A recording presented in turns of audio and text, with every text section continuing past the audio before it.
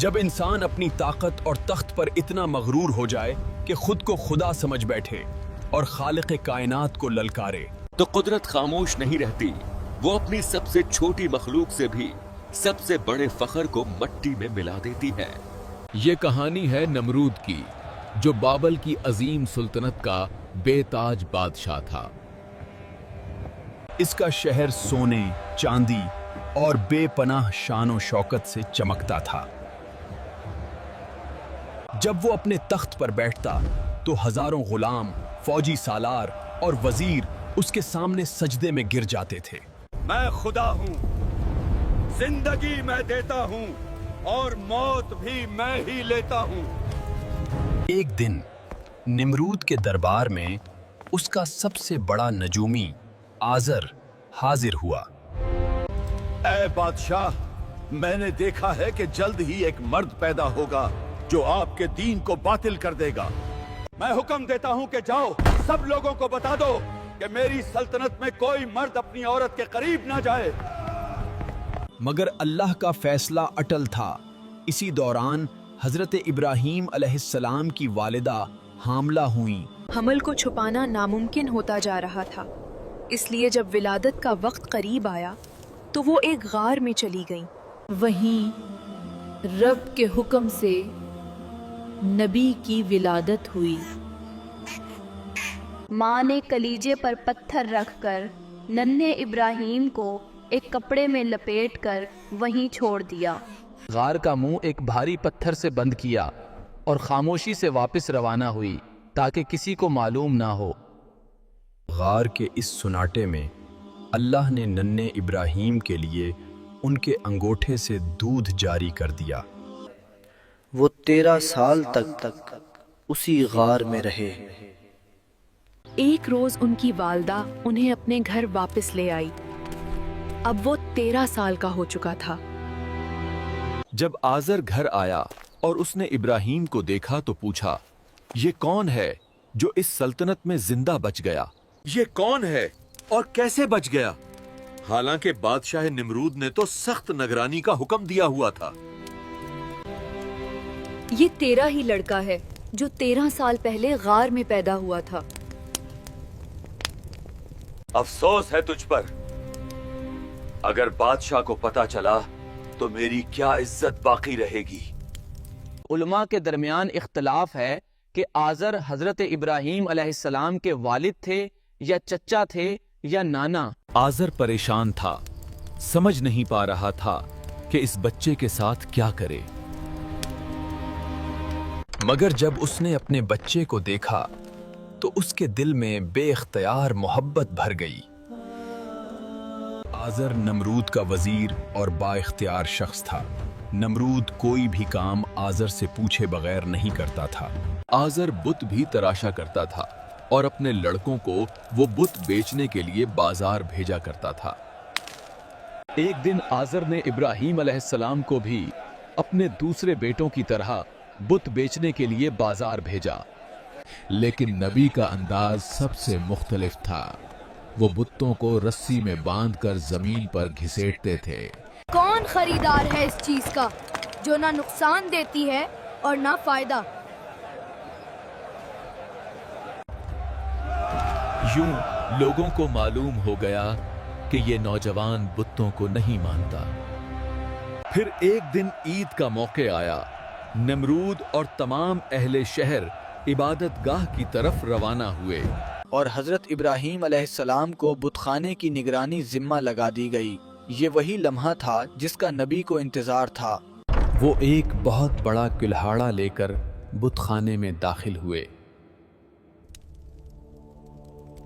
اور ایک بڑے بت کے سوا سب کو ٹکڑے ٹکڑے کر دیا، پھر کلہاڑا اسی بڑے بت کے کندھے پر رکھ دیا۔ جب نمرود اور لوگ واپس آئے تو اپنے خداؤں کو اس حال میں دیکھ کر غصے سے پاگل ہو گئے۔ یہ کس کی حرکت ہے؟ بت خانے کا یہ حال کس نے کیا؟ وہ زندہ نہیں بچے گا۔ ہمیں یقین ہے کہ یہ ابراہیم کا کام ہے۔ وہ بتوں کو نہیں مانتا۔ تم نے ایسا کیوں کیا؟ کیا تجھے میرا ڈر بھی نہیں تھا؟ कुल्हाड़ा बड़े बुत के कंधे पर है। मुझे लगता है उसी ने छोटे बत्तों को तोड़ा है। क्या तुम्हें मालूम नहीं कि ये बुत तो पत्थर के बने हैं? ये न बोल सकते हैं और न हरकत कर सकते हैं। तो फिर इस बड़े बुत से ये पूछो कि उसने बाकी बत्तों को टूटने से बचाया क्यों नहीं? तुम पागल हो क्या? वो बुत देख नहीं सकते और ना एक दूसरे को टूटने से बचा सकते हैं। अब मुझे ये बताओ, जो बोल नहीं सकते, देख नहीं सकते, हिफाजत नहीं कर सकते, वो खुदा कैसे हो सकते हैं? ये जवाब नमरूद के गरूर पर ताज़ियाना था। वो गुमसम रह गया, समझ नहीं पा रहा था कि क्या जवाब दे। फिर नमरूद ने सिपाहियों को हुक्म दिया कि एक बहुत बड़ी आग जलाई जाए। फिर एक बहुत बड़ी आग जलाई गई जिसकी शिद्दत मीलों दूर तक महसूस होती थी। अब मसला ये था कि इतनी बड़ी आग के करीब कैसे जाया जाए और इब्राहीम को आग में कैसे डाला जाए। एक मुंजनीक बनाओ, उसकी मदद से इब्राहीम को आग में डालो। अल्लाह ने आग को हुक्म दिया, ए आग, इब्राहीम पर ठंडी और सलामती वाली हो जा। जब नमरूद ने ये मंजर देखा तो उसकी आंखें फटी रह गईं। ए इब्राहीम, तुम्हें आग ने क्यों नहीं जलाया? ये सब कैसे हुआ? नबी ने फरमाया, ये मेरे परवरदिगार की कुदरत है जिसके लिए कुछ भी मुश्किल नहीं। वक्त गुजरता गया मगर नमरूद ने फिर भी अल्लाह पर ईमान ना लाया, बल्कि खुद को खुदा समझता रहा। एक दिन नमरूद ने हजरत इब्राहीम अलैहिस्सलाम से पूछा, तुम्हारा खुदा कौन है? नबी ने फरमाया, मेरा रब वो है जो जिंदा करता है और मौत देता है। ए इब्राहीम, ये काम तो मैं भी कर सकता हूँ, फिर मुझे खुदा क्यों नहीं मानते? नमरूद का हुक्म है कि एक कैदी को मौत और दूसरे को आजाद किया जाए। ए इब्राहीम, देखा, मैंने एक को मार दिया और दूसरे को जिंदगी दे दी। नबी मुस्कुराकर जवाब देते हैं, अच्छा, मेरा रब तो सूरज को मशरक से निकालता है, अगर तुम खुदा हो तो मगरिब से निकाल कर दिखाओ। नमरूद ने कहा, अब मैं आसमान पर जाऊंगा और इब्राहीम के खुदा से लड़ूंगा। नमरूद ने अपने तमाम सिपाहियों को कहा, तुम तैयारी करो, हम हर सूरत इब्राहीम के खुदा से जंग करेंगे। इसने अपने सिपाहियों को एक ऐसी सवारी तैयार करने का हुक्म दिया जो आसमान तक पहुंच सके, और सिपाहियों को 3 दिन का वक्त दिया।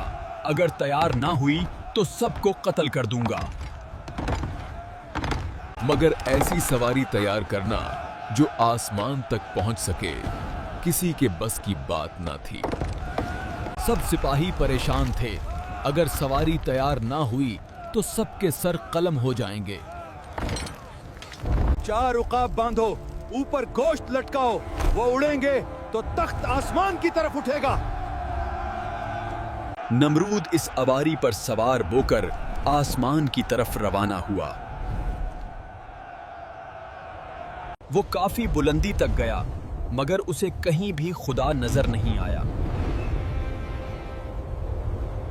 जब वो बहुत ज्यादा बुलंदी तक पहुंच गया तो उसने आसमान की तरफ एक तीर चलाया। अल्लाह ने एक फरिश्ते को हुक्म दिया कि तीर को खून आलोद करके वापस इसकी तरफ फेंक दे।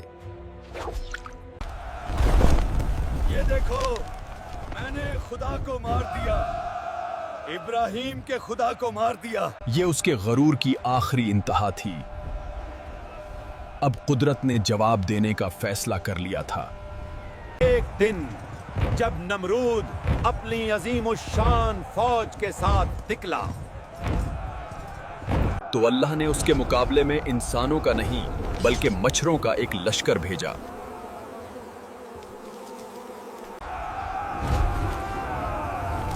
हम इन मच्छरों के साथ हमला कैसे करें? सब लोग भागते हैं और नमरूद भी अपने महल की तरफ भागता है। नमरूद महल में तो पहुंच गया लेकिन एक मच्छर ने उसका पीछा नहीं छोड़ा। तुम्हें क्या हो गया? मेरा पीछा क्यों नहीं छोड़ रहे? और फिर अचानक वो मच्छर उसके नाक के सुराख से अंदर घुस गया। थोड़ी देर बाद उसे एक अजीब सा एहसास हुआ, जैसे किसी ने उसके सर के अंदर हथौड़ा मारा हो। मच्छर उसके दिमाग के अंदर गूंजता, फड़फड़ाता और हर लम्हा एक नई अजियत देता। नमरूद महल में दीवानावार भागता, दीवार से टकराता, फर्श पर गिरता। मेरे सर पर जूता मारो, जोर से मारो। और जब कोई जूते से उसके सर पर मारता तो नमरूद लम्हे भर को सुकून में आ जाता। लेकिन चंद लम्हों बाद वो अजियत दोबारा लौट आती। मच्छर फिर दिमाग में हरकत करता। दिन गुजरते गए। नमरूद की नींद, सुकून और गरूर सब मच्छर के एक वार से खत्म हो चुके थे। कभी सर्दी में नंगे पांव भागता, कभी फर्श पर तड़प कर चीखता। नमरूद अब अपनी सजा भुगत रहा था। सालों तक नमरूद इसी अजाब में मुब्तला रहा और उसका गुरूर खाक में मिल गया। एक दिन वो अपने ही हाथों से सर पेटते हुए गिर पड़ा। खद्दाम दौड़कर उसके करीब पहुंचे, मगर अब उसकी सांसें रुक चुकी थीं। वही नमरूद जो खुदा से लड़ना चाहता था, आज मट्टी में मिल गया। और यूं वो बादशाह जो खुद को खुदा कहता था, एक मच्छर के हाथों अंजाम को पहुंचा। ये अंजाम सिर्फ नमरूद का नहीं, बल्कि हर उस इंसान के लिए पैगाम है जो अपनी ताकत पर घुमंड करता है। इससे ये साबित हुआ कि गुरूर को मिटाने के लिए कभी-कभी एक मच्छर ही काफी होता है।